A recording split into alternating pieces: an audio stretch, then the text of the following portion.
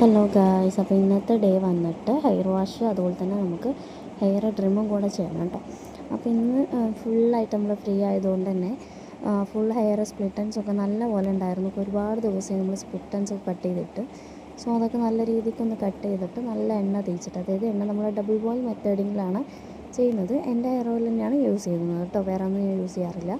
അപ്പോൾ അതും കൂടെ നല്ല തേച്ച് മസാജൊക്കെ പിടിപ്പിച്ചിട്ട് തലയോട്ടിലൊക്കെ നല്ലപോലെ അപ്ലൈ ചെയ്യണം കേട്ടോ ചെയ്യുന്നത്. നല്ലൊരു മസാജും കൊടുത്തിട്ട് അതുപോലെ തന്നെ ഹെയറിൻ്റെ എൻഡിലായിട്ടും കൂടെ നമ്മൾ ഹെയർ ഓയിൽ അപ്ലൈ ചെയ്യേണ്ടത്. അതെന്തിനാന്ന് വെച്ചാൽ നമ്മൾ മുടി കട്ട് ചെയ്തിട്ടുണ്ടല്ലോ, അപ്പോൾ അതുകൊണ്ട് തന്നെ നല്ലപോലെ പൊട്ടിപ്പോകാനൊക്കെ ചാൻസ് ഉണ്ട്.